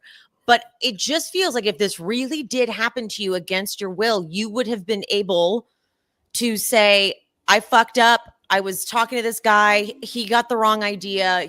That's where I've been. Like, it's just really hard for me to go to a place where, because when they show her original like interviews with the police, when she's sitting with her legs up and her body like this, and she's like rolling into herself and like crying, but no tears are coming out. Like the whole thing looks so weird. It did. It didn't look like, and she was like, I text my husband, so embarrassing, asking if he wanted to come home, for lunch, like so embarrassing, and then has to make sure the cops know. What I mean is, I was trying to have sex with my husband. Like, girl, you guys, they're like, we get it. We right. Get it. We don't. We know. It doesn't matter. Thank you. We're just trying to find out what the fuck happened to you, lady. Exactly. What was really say it. What was really like the way she presents stuff already just like makes me not want to believe anything she says. But it's sometimes like when she's like, even when she was talking about her childhood trauma, I don't know if it stuck out to you, but like she immediately, like they were like, can we talk about, they were like, I don't want to re-traumatize or anything, but like, can we talk about the trauma that you endured when you were a child, endured when you were a child? And she immediately goes, someone who's not my mother or father, assaulted me. Yes. And I was like, what a weird way to like present. Like I get that you want to like protect them, and I feel like that will come up naturally, but what a weird, I feel like normal people, like naturally, that's not how you present that statement. And so I feel like either she is just very self-produced and like thinks about this stuff constantly because she's hiding some lies, Yeah. Or she just, I don't know. But if that was one thing that struck me. I'm like, that is such weird phrasing. And it also, I feel like I got kind of a dynamic of like the family too, because the psychologist was talking about how, the mom and the dad failed her and all that kind of stuff. When the parents were talking, because they were on camera too, like talking about everything, the mom really did not let the dad talk at all. Like, he had to jump in every now and then, but like she really kind of like presented all of the like everything that she wanted to say to it. Every now and then he'd be able to jump in and like say something, she would agree, and then she would like take the ball right back to like go along those lines. But I was like, I wonder if that's just their natural dynamic, or with what we know of Sherri, is this, I don't know, it may be a little planned, or I don't know. It all was, because it seems like they don't have a consensus about what happened either. Which is also why I was like, why bother? Right. Why bother doing this? But I feel like she thought that just by coming out and being like, I was in a marriage with someone who was controlling, right, that we'd be like, oh, say no more.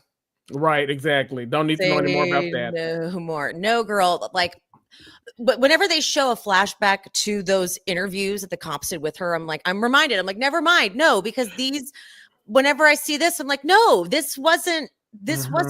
And I get you were lying. You were trying to hide this one part of it because you didn't want Keith to see. But like the way she kept having to have Keith always in the room. Keith has to always be here. I need my husband. My husband has to be here. I love my husband. Okay, got it. I guess I could sort of go there, but no, So she did not do herself any favors at all. No. And I was surprised that, I guess not surprised, because I feel like there are lawyers that'll do anything for notoriety. Right. But the fact that she was able to get that lawyer, those lawyers, dad and daughter, right? Dad and daughter, yes. Dad and daughter. They are the exact people I would imagine that would take this case. Yes, exactly. She was a lot. She was a lot. She couldn't wait to trauma dump on us.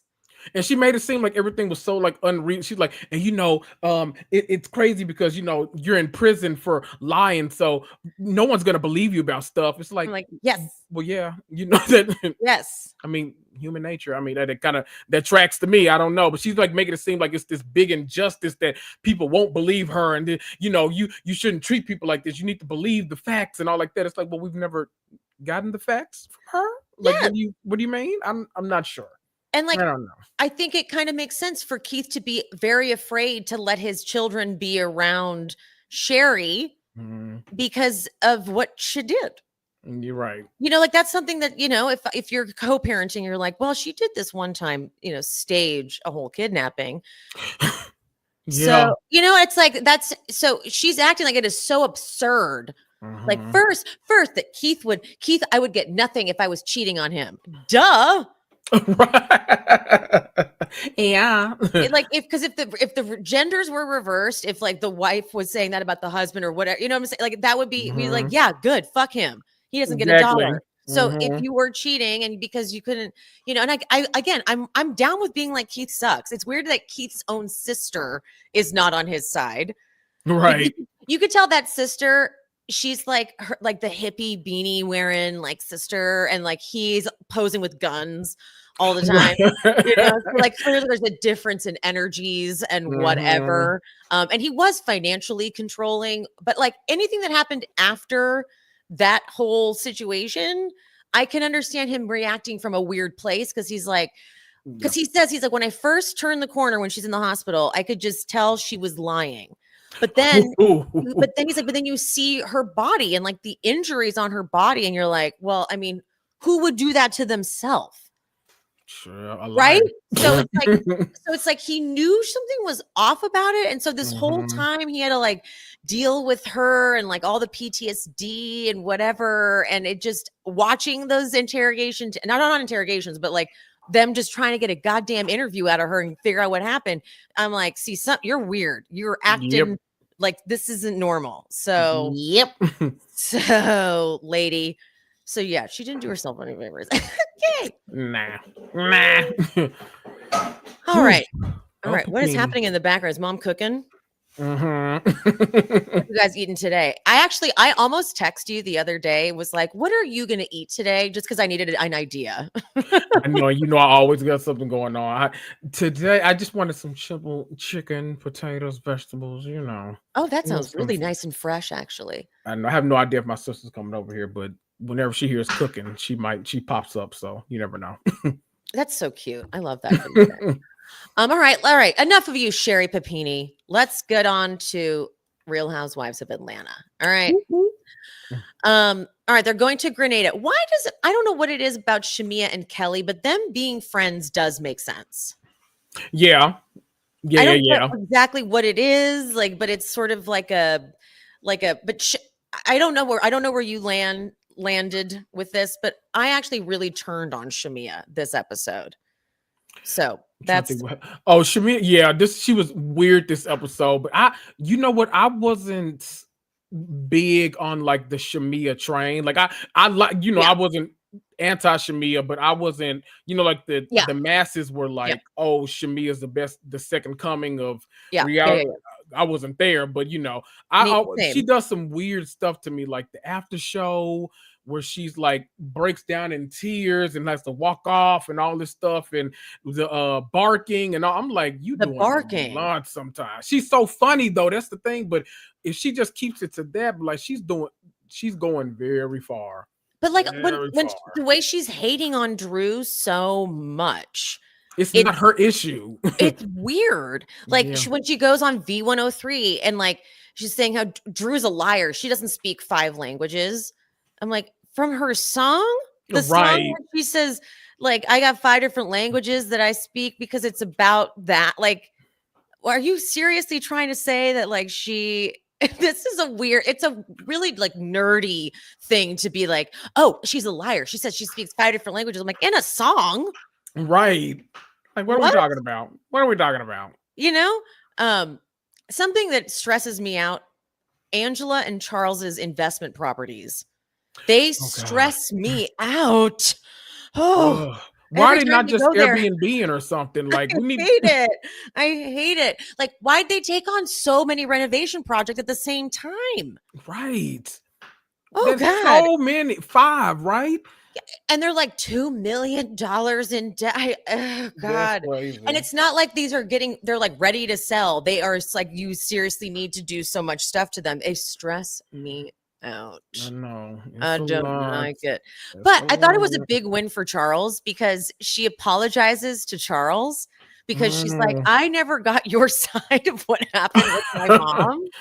And then I find out my mom basically was like, oh, I chewed him out. for trying to tell me that you needed to help and clean around the house. Like, did it for you. She's like, so sorry about that. Yep. That's actually hilarious though that they never talked about that. Right?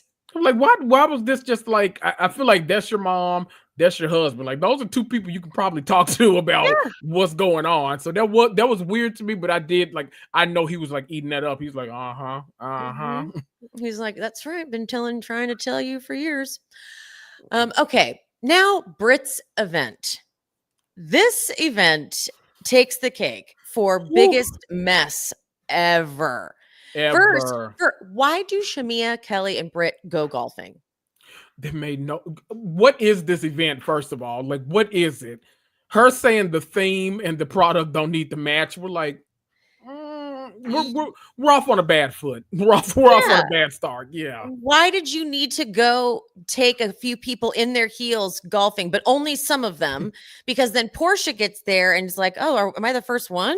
And then sits down with her with Britt's friend Paris and is like, "What is this for? What's the event for?" And the friend goes, "Some launch, naked something, maybe makeup."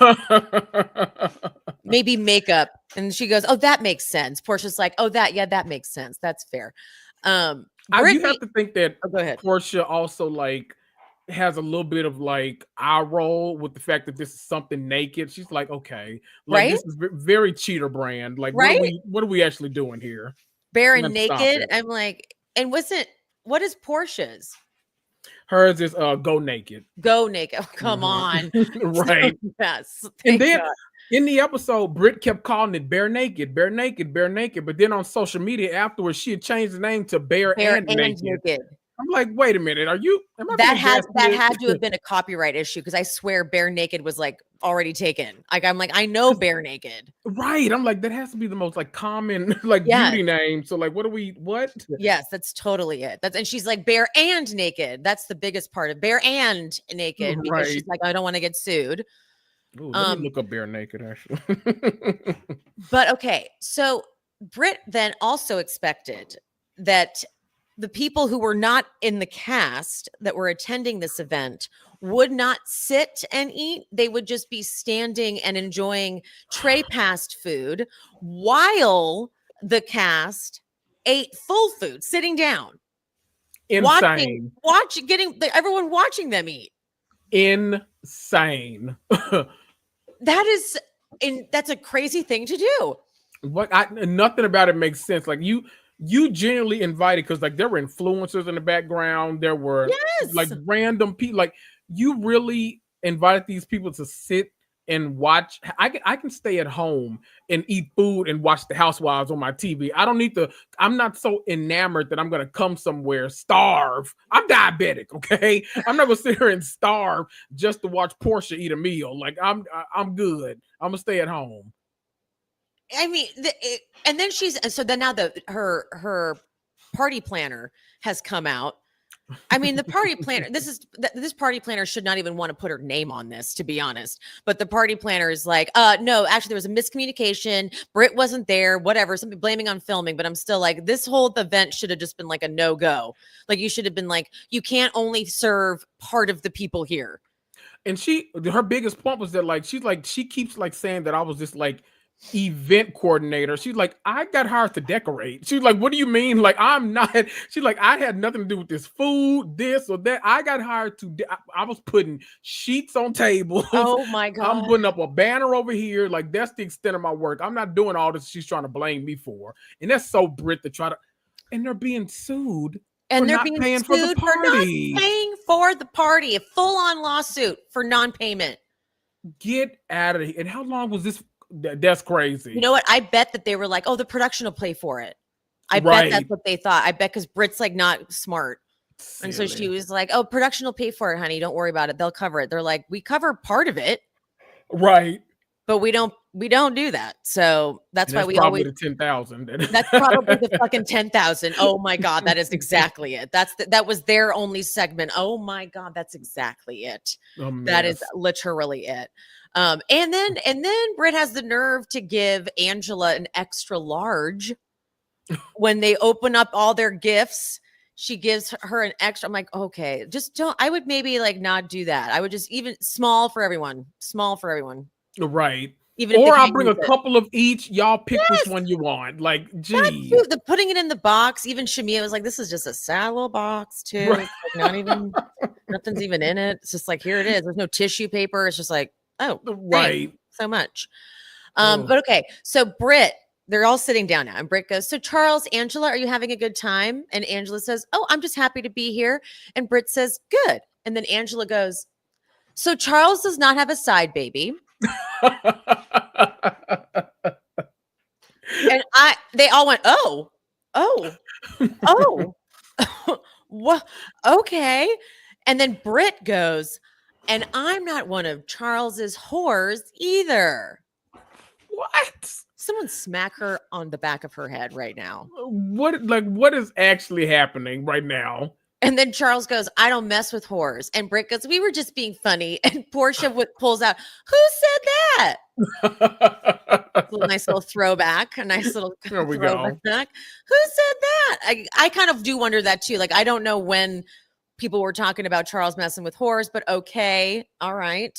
It has to be the Wendy Williams of it all. Like that clip. I have to imagine some of them saw that like during filming and then were like, oh, wait a minute. Is Charles like out here with the women's? Out here doing the stuff? Uh-huh. And then Britt said, well, Angela said I could be one of your whores. And the way he just like puts his palm up and like kind of shoos her away, like, enough.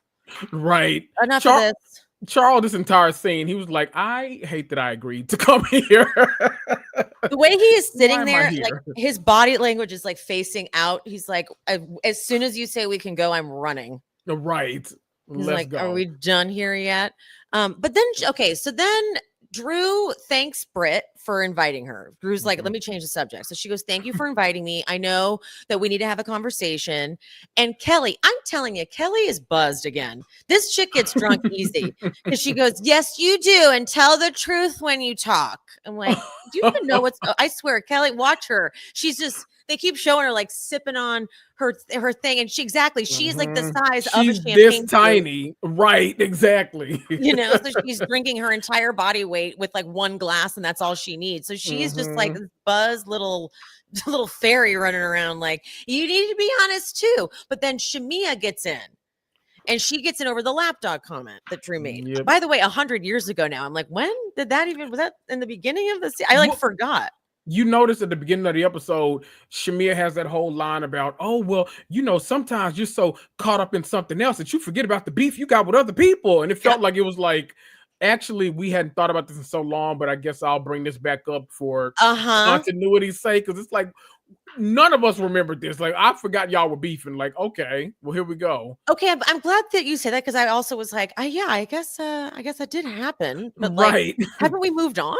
Like I thought you and Portia were the focal point, and Portia and Drew were the focal point. Like I never thought I knew like you wanted to bring it up for your friend, but I didn't know y'all were quote unquote beefing. I was very confused by that. Yeah. But I feel like Drew explains herself. She's like, I was mad that you told Portia the whole Pilar's college thing in a shady way. But okay, I feel like Drew is rewriting history because I also was like, ooh, Drew, don't talk about Pilar and like college and stuff. But now she's like, it was meant to be very supportive. And when Angela said it to Portia, I think Angela spun it and made it sound like, no, it was just a really positive thing. And Portia was so ready to be mad at Shamia that she was like, yeah, okay. So it was Shamia's fault. I'm like, no, it's still right. It caught me. I was like, whoa, Drew.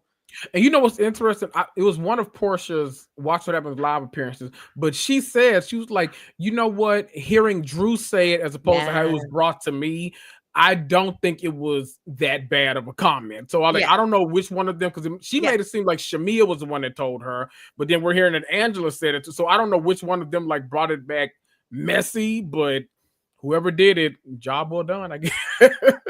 Yeah, but I thought Drew was explaining herself like what I was upset, and I said the lapdog thing because I was upset. But Shamia like has other plans for this scene, so she turns and does this. I was just like, it was so cringy, and I had such secondhand embarrassment. It was bad when she's like, "Kiss my motherfucking ass, bitch." Oh,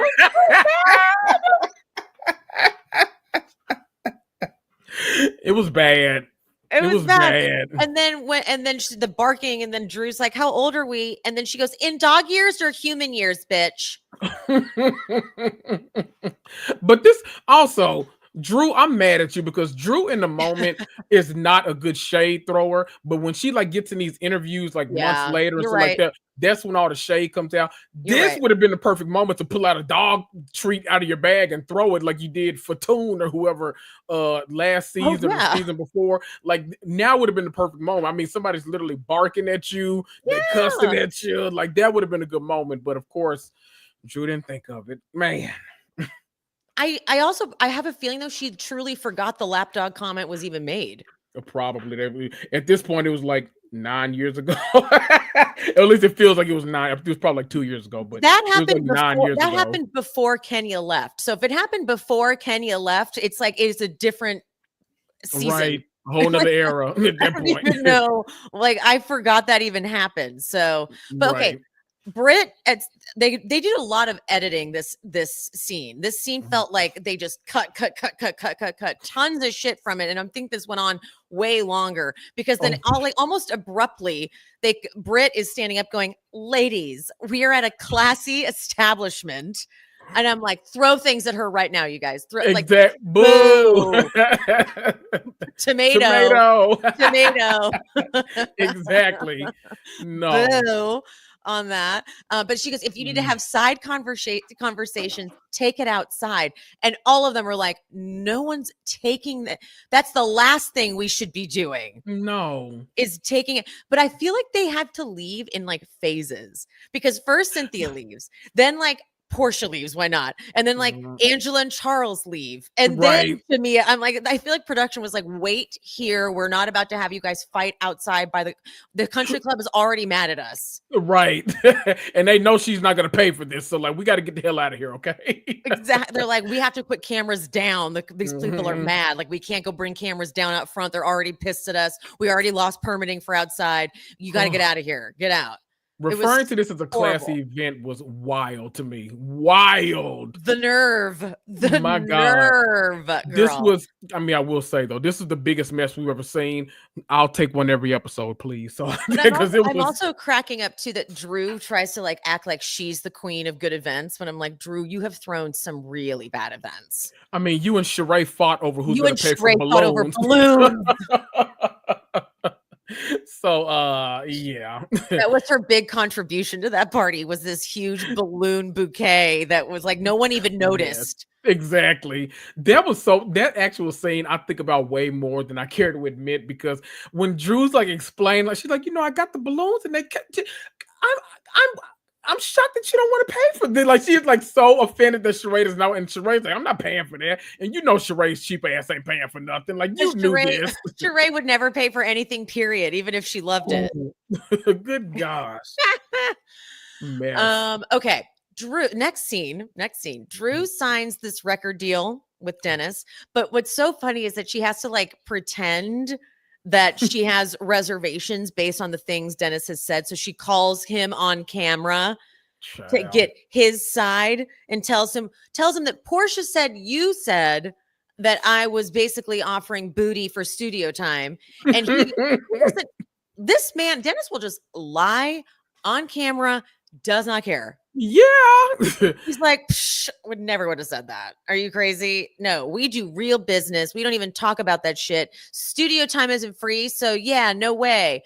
But he needs to be at the reunion at this point. Yes, he does. Yes, he does. He does. Get him there. Get him there. Because like he's the problem. Oh, yes. Oh, yes. I think I go back to what Portia said on Watch What Happens Live, where she's like, I think it was a plan for them just to rile me up, because that now makes more sense to me. Because I'm like, and I don't get why Drew would do it, but because like they did have this odd, like maybe this was a flirtation or something kind of energy going on. But now it's very clear that it's not. No, right, Dennis? Tell him on the camera that you never would have said that, and that we're going to make amazing music together. And they're like, it's stupid. Girl. Right? So dumb. Okay. You waiting until your moments before you sign to clear up this kind of stuff. Okay. Exactly. She's like, pen is in hand, but before I sign, let me FaceTime. Oh, good. Did you get that on camera? Okay. Perfect. And now I sign. Exactly. Like that was the first time they had that conversation, please. Jeez. Okay. Final scene, Phaedra. Oh my God. And we got the last time you saw me wasn't my best moment, unexpected compilation. I did not anticipate. We took a trip down memory lane. I didn't think we were even going to address it. I honestly thought we were just going to be like, here, she's back. Because she went over to Married to Medicine and she refused to address it over there. She wouldn't address it on Ultimate Girls Trip. So like but I think they knew. But if you watch this scene carefully, the producers did most of the work. They did 90% of the work, and Phaedra literally just delivered like 2 lines. She's like, last time you saw me, it wasn't my brightest moment. And then she ended it with a biblical quote. She's like, he without fault casts the first stone. Yes. It's like, okay, well, not really an apology, but that's all right. That is exactly what it was. They did, as I thought the exact same thing. I'm like, they were like, just give us these little bits and we'll fill in the rest. Exactly. Because she never took ownership. She said, until I played with fire. Right. And the producer's like, oh, we'll show you playing with fire. All right. You just say it. We got you, boo. And that's what, do you think Andy's going to get in depth with this at the reunion? Or do you think it's like, no, we addressed it. We need her here. Exactly. Like, is that the thing? Like, they know that they kind of barely have her back. Right. But I also don't want them to feel like that. I want them to not feel like they can't. Like, I don't want Phaedra to get that special treatment. I want them to be able to ask her and her talk about it and like whatever. But you know what I think? I think though that because of the whole Kenya situation, I think they already know in the back of their mind. They're like, we let Kenya go, but then we brought Phaedra back for, you know, a whole nother set of things that she did to get let go. I think we need to we need to placate the fans by quote unquote addressing it, but then we don't need to bring it up anymore because then it'll put too much light on it. So I doubt we get some more at the reunion about it. Wow, that's unfortunately so true. Yeah. That's unfortunately so true. But I mean, Phaedra was let go after that happened. So she was held accountable for it. I didn't realize how long it had been. I didn't realize that Phaedra hadn't been on the show with Drew. But I guess Drew's only been on now for this is her 4th season, right? Or 5th? 4th. She came 13, so 13, 14, 15, 16. Yeah, 4th season. Okay. I remember 13 is the COVID season. I always remember that. So yeah, that's when she popped up. What was it before COVID? No, it's COVID season. Because Phaedra hadn't been there since season 9, which is I always think that's so crazy to think about. But I remember 10 was that great reunion where where's your scooter? And so Nene was there, but Phaedra wasn't. And then we get like the Eva seasons, and we get Shamari in there somewhere, and like those seasons, and then Drew comes in. You know what Nene reunion moment's been recirculating, and like everyone's doing the audio too, is when she does the Kimura is across the street. Kimura is across the street. That whole thing, like it's so good. It is. Oh God, that's the thing. Atlanta reunions just worth kind of like you can just go back and watch just reunions from the beginning. That's my favorite thing to do when I have a busy day, like when I'm going to work from home. I'll put I'll do Housewives, but it's usually Atlanta's where I land. I'll put a reunion on in the background so I don't have to focus, but like my brain is following along because I've watched it so many times. That or an early Jersey reunion. Notice I said early. An early Jersey reunion or any Atlanta reunion. Mwah, chef's kiss. I'm there. Jersey was a different show. It turned into something totally different than what it was. Right. So very different. How would you? Okay. Also, I saw something online that's going around about how low the ratings are for Atlanta. That happens every year. They do that every year. It starts getting circulated that Atlanta has really low ratings. But then like when Candy was still on, Candy would be like, this is not even what people think it is. People are watching again later on TikTok or on whatever. They're going back. Those are just like the live numbers. Exactly. And they won't like people refuse to like acknowledge like other shows like Beverly Hills. Beverly Hills never crossed like their, people like, oh, they're the only ones like over 1 million nowadays. They never got that high this season. And if there's like your like beacon now, the Housewives just aren't, it's not gonna happen. A lot of live TV, like think about how many people talk about Summer House, Salt Lake City, like these shows are like so talked about on social media, but all of them rarely ever cross 500,000. Totally. And then like people are using this like over a holiday weekend to be like, oh my God, Atlanta's in the toilet. I'm like, y'all are like dedicated to like a narrative of Atlanta. Like the past few years is so crazy to me. It's bullshit. Yeah. Every year this happens. Every single year. It's the social media is like, look at these shitty ratings. Phaedra couldn't do it. Whatever. Exactly. Like you said, it was a holiday weekend and people, they're still tuning in. This is not what Bravo is like basing everything on. Exactly. Because I see way too much content online. Right. Yeah, exactly. I get that ads and stuff, they're like factoring it for that, but like, come on. Right. They make up for that on Peacock. I promise y'all, it is okay. Exactly. None of them are at risk. None of the Housewives, at least, are at risk of being canceled. They do numbers next day on Peacock the week of. They're on all talk shows. They're all trending. People, that's another thing too. Like people like will advocate for like Portia to get fired. So like, oh my God, the biggest flop of a return and all like that. But they don't realize that like they literally every single week talk about her so much that she trends on every social media platform every single week. And she's the one housewife that does it. So I'm like, I don't think y'all know how this works. I don't think you do. Because you're not helping your cause. I'm also impressed that people I have a bad memory, but people have even worse than me, because when I saw the post about the Atlanta thing, I was like, we've done this all the time. I remember, like, I was like, I remember this exact post and people being like, oh my God. And the comments are very like catastrophic. Like Atlanta's done. Atlanta will never be what it was. Like all those kind of things. I'm like, we did this every year. We do this every time, single year, every time. So weird. So I didn't want to hear it. I am excited though about Salt Lake City. When you said Salt Lake City, it got me excited. So I was like, oh yeah, we have that to look forward to. I know. That's exciting. Always a good one. Always a good one. Always a good one. All right, guys. Well, Kendrick, thank you for sticking. This was a long one. I appreciate you so much, sir. You're the best. You're the best to do it in the biz, I tell you. Thank you all in the chat so much. We love you. We mean it. And we'll see you next time. Ooh. Bye. Thanks for tuning in. We hope you enjoyed the show. And make sure you're subscribed to and following the I Cannot with Kendrick Tucker podcast and with Kendrick Tucker on Instagram and Threads. She's Speaking with Emily Hanks is available everywhere you get your podcasts, on YouTube, and also exclusive bonus content is available on the Patreon. If you want to support our shows, please rate and review on whatever platform you listen, or you can buy us a coffee. Links for everything will be in the description. Love you all. See you next Sunday.